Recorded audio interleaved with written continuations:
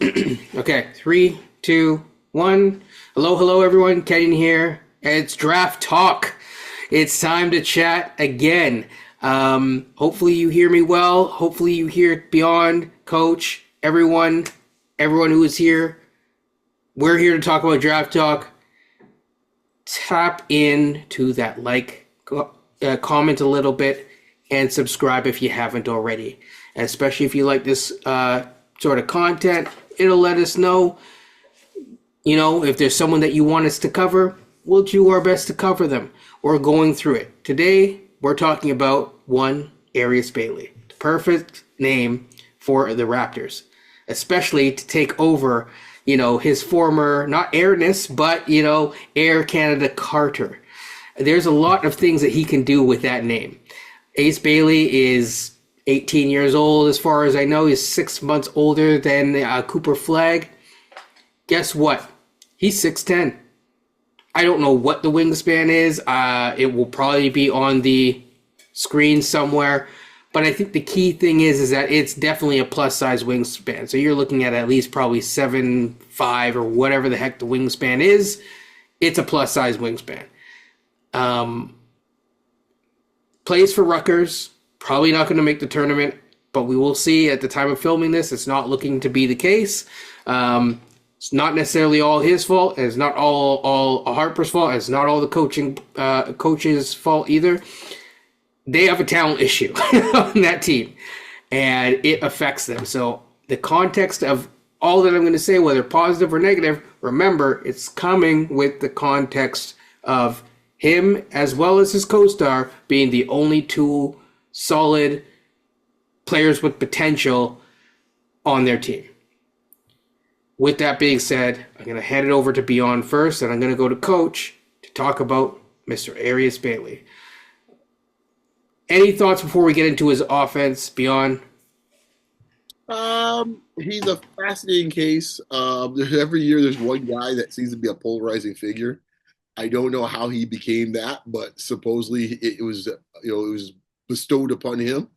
And I think for the most part it's been quelled a little bit in the last 6 weeks or so.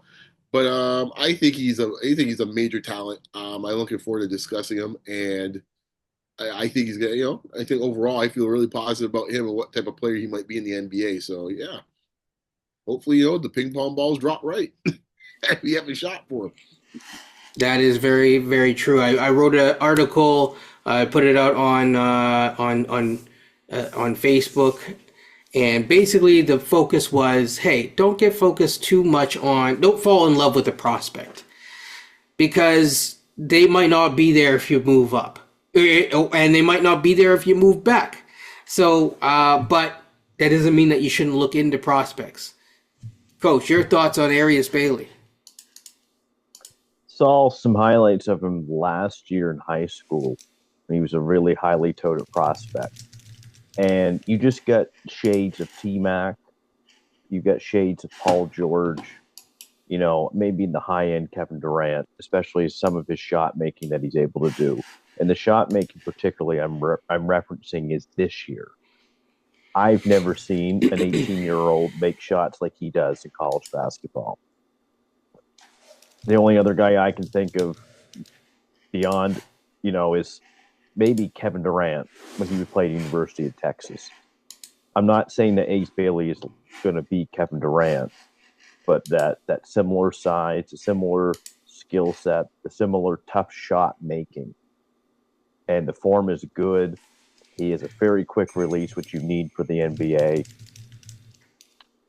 He moves well. I know some people, like Beyond had said, will complain that he doesn't pass the basketball. Sometimes it doesn't have to be as complicated as that.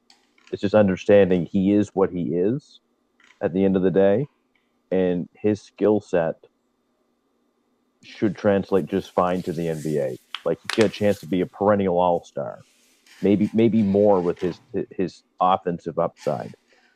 I think Paul George literally just came out the other day and said that Ace Bailey probably has more higher upside than Cooper Flagg. I'm not going to say that, but when you watch Bailey, kind of in a vacuum, you can see like, oh man, this guy's offense, he could be really, really good someday. But he's also blocking shots too. I mean, Bailey's averaging more blocks than Cooper Flag right now. That's not to take anything away from Flag, but let's give Bailey some respect on that end too.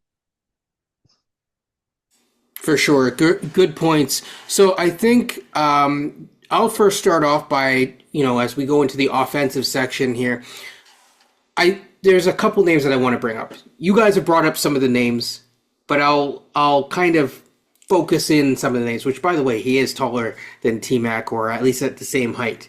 They met recently, but Paul George is a very interesting one. Brandon Miller is another one.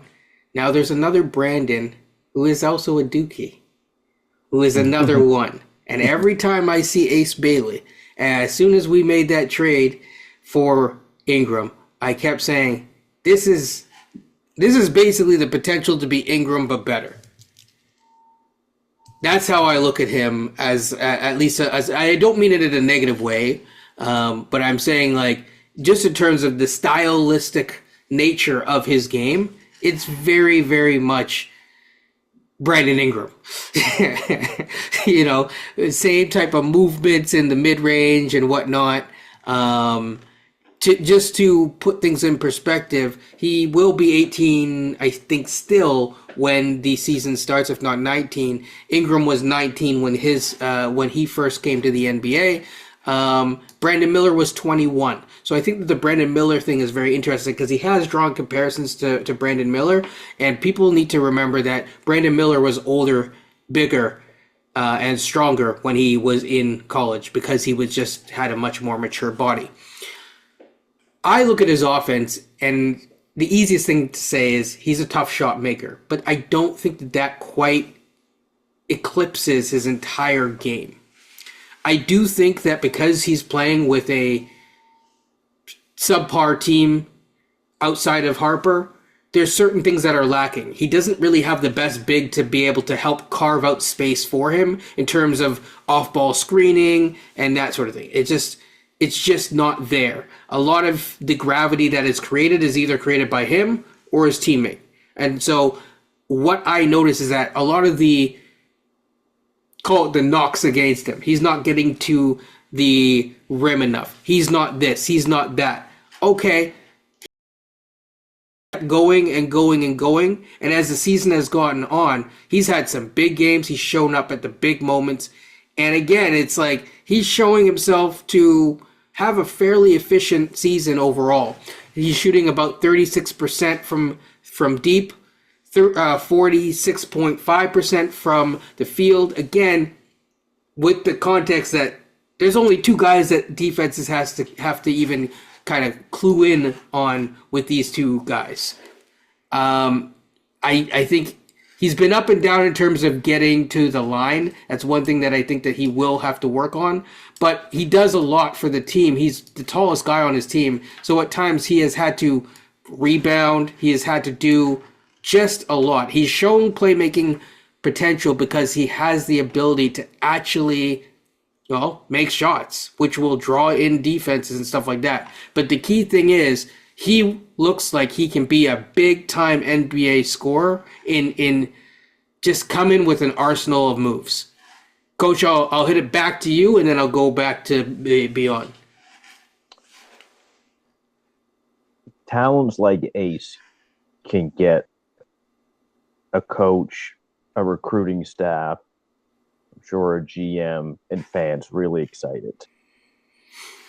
And I think I've said this before, what have you done against the good teams this year? So when Dylan Harper was out, we saw Ace. He had 39 points, 8 rebounds, and 4 blocks. He was 16 to 29 from the field, 4 of 8 from 3. When he played, there was another big game that he had, Alabama. 22 points, 4 rebounds, 2 steals, a block, 3 from the free throw line.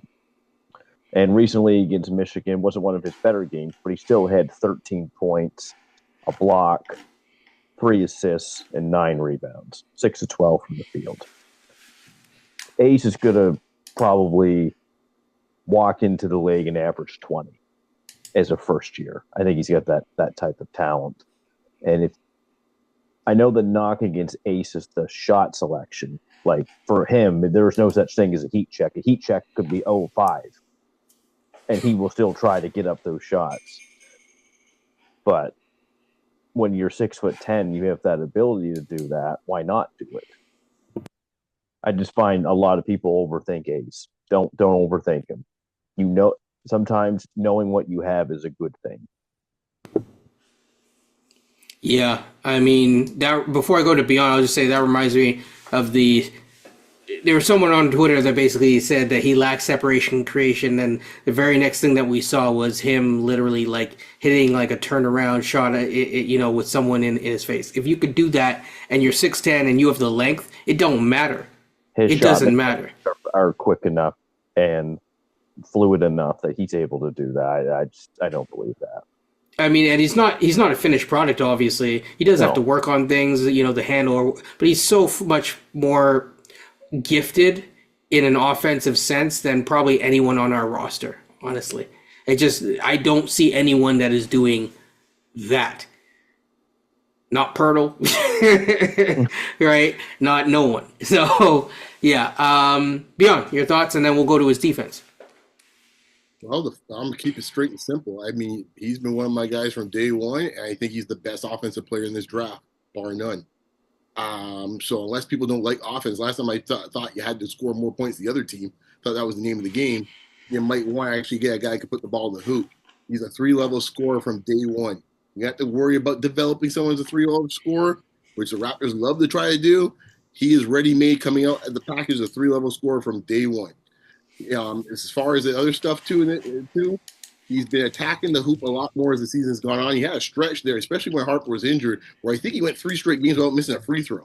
So that was another thing people were talking about. Yes, yeah, because the free throw numbers were down. Yeah. It's been creeping up as time went on. I think one of the things with him is just building up more endurance, playing longer minutes, and that to me is the only thing not even concerned. He just had to get better at that. But besides that, I mean, I think, he has, the rebounding is another thing a lot of people don't talk about. Yeah. He's a good rebounder, too. Everyone talks about the shot making and all that, but he's a pretty good rebounder. And he's shown flashes actually playmaking. On the type of team he's on right now, he's pretty much just been set to be a finisher. But he's shown times where if he's not actually making the pass, he's usually doing he's setting up the hockey pass where he's setting up the person that's actually getting the basket. So he knows he's done well to read the floor and when double teams are coming for him. And another thing too, on a purely personality standpoint, which I think this team needs in a worse way, he ain't backing down for nobody. Yeah, and people were really tough on him about the BPM numbers early on, and those have actually improved. I think he's about third in BPM or second in BPM. I don't have the numbers right in front of me right now, but like very recently he was like second in BPM next to like Coop. And he's improved. He went from basically having, I think the first month in November, he had 6 games. He had like 3 BPM. And he had a negative BPM. And then it went up to 10.5, which is, that's big time. Now, BPM is a good metric. I think that there are others that aren't really the most used in college. But I think it's a good catch-all metric to kind of have a quick snapshot. And I think he's doing really, really well in that area. Well, let me just make this quick point here because I know we got to move on to defense, but I want to just say this on his behalf and his family's behalf. when a kid comes in there, he hasn't played the entire season, no training camp or anything, and folks are jumping after game 3. He's like, well, what's going on here? I'm like, folks, like, give it a rest, man. Like the dude, everyone wants to tell you Cooper's only 18. He is too. And the fact is, he was coming on a freight train that was moving at 100 miles per hour. And he had no training camp, nothing, no practices with the team. And he shows up there and he's going to work his way through. Essentially, the first few games were essentially his own mini training camp. And then as we got to January 1st, voila. Good point. But see, like people seem to forget nuance and context anymore. But anyways, that's my only point with that, man, because it had me really frustrated in December when that nonsense was going on. I agree. And yeah, I think both players, him and Harper, have gotten the selfish moniker. But again, it's like when you only have those two, it's what you see is what you get. YC Wig, right? So yeah. Defense, right? And we're doing these ones really quickly, but don't worry, we will come back to these prospects. But quick snapshot defense. I think that this is an interesting one because at times off ball he has been caught ball watching or whatever, but at the same time he also has had plays where you could tell this kid has the athleticism to catch up or to be a solid defender at the NBA level. I think basically all of for my board, I won't go through it right now, but the top 5 picks have the chance to basically be two-way players. He's in that category. I think he could be above average, well above average in my opinion. The shoulders are there. He has good size in his legs, so he's going to be able to. He has a frame that's going to be able to put on weight, which also helps with the defense. Beyond your thoughts on his defense? Yeah, I agree. I think that that's another thing. People are so caught up with the shot making and kind of forgets everything about his game. And defensively, he's been quietly getting better and better as the season's gone on. And the thing is, he has a mindset that wants to work on defense. He's not a guy pretty much just kind of just, half stepping it on defense. He's actually trying in this case. Yeah, does he get it wrong once in a while? Gets beyond backdoor cut once in a while? Yeah, fair enough. But I think as he plays with better players around him, his defense will start to grow exponentially. With that length and that athleticism, I think he's going to end up being a pretty good shot blocker, funny enough. It may not in the conventional sense, but I can see him on a weak side being a very good shot blocker. But yeah, that's my thoughts. I said before, I really do like his game a lot, and he's fun to watch. Yeah, which honestly, it's an underrated thing. Having an entertaining product. I mean, Masai, for those of you who cling to those words, which is important, sure. He's talked about the product and having someone who's an electric player, which I believe that a bunch of these guys have the chance to be able to be electric players. It matters. It matters. Ticket sales matter. It's a business at the end of the day, and it's an entertainment business. Coach, your thoughts on his overall defense, and then we'll get out of here because I believe we may have a live. Yeah. Well, the ball watching, you were correct on that. It's come up a few times, but my biggest thing when I look at that, because that can be corrected. There are some things that you can't correct, and when I see him guarding one-on-one, he's fine. He's a pretty good defender. He's not someone you're going to have to worry about on defense. I think he's got a chance to be, at least an average, but I think he'll likely be an above-average defender in the NBA. And he's averaging a block and a half a game. He's basically playing center for Rutgers right now because he's like the tallest guy on the team. So he's probably being asked to play out of position a little bit on defense at Rutgers at times. And, he's got Harper on his team, but it's not like he's got Malawach and Knupel and Evans. Flagg's got a much better supporting cast. I think everybody knows that. But I think Bailey defensively is fine. I have no worries about him. I have no worries about motor issues with him. If people want to say about the shot selection, how he might have to rein that in a bit, I'm not going to argue that because I know some coaches, some GMs might be a little concerned over that. But just remember, if people want to say he's one of the top 2 or 3 talents in this draft, I think they're absolutely right. Yeah. I think it's always, I'll use the Westbrook analogy. It's always easier to rein a guy in than to have to, kick him in the butt to get going. Yep. And I don't see motor issues with any of these top guys that we're talking about right now.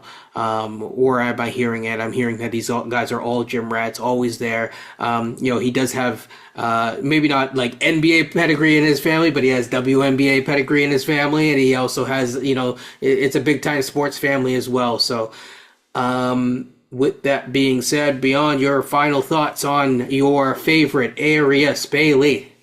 Yeah, well, he's my co-favorite. The next guy is also on the list that we do. But yeah, man, I think he's a fun watch. I think also he's the guy that's got a lot of dog in him. I think this team could use a little bit of that right now when he needs some type of different energy. I would love to see him on the Raptors if we were able to get him. So yeah, love his game. Love to see where it grows. I agree with the sentiment of, I believe it's Paul George that mentioned it. I totally agree with that. Yeah. He could be a really, arguably you could say he could be the best draft player in the draft. It wouldn't surprise me if someone said so. Before we go, you gotta do the simulation. Well, before I do the simulation, I was going to say one final thing just about Mr. Airious Bailey. And what I was going to say about him is this. I think it's important when you're looking at these different prospects, especially like him in general. You can't teach length. And that's really important. And the ability to actually size up in the future. I know people are worried about redundancies and whatnot, but the ability to size up, it no pun intended, is big. So yeah. All right, simulation time, people. All right. The button is being pressed, the big red button. Okay. We are currently with the fifth best odds with 19 wins as of the time of filming this. And boop, boop, boop, boop, boop, boop, boop, boop, boop. And it's still simulating, and no luck. We got the ninth pick. Oh, we're getting worse, people. We're getting worse. For nothing. All that take it, Coach. We bad. Anyways, that's been an episode of Basketball Rewind. Like, comment, subscribe. Hey, if you even want to yell at us in the comments. Don't waste time elsewhere. Waste time here.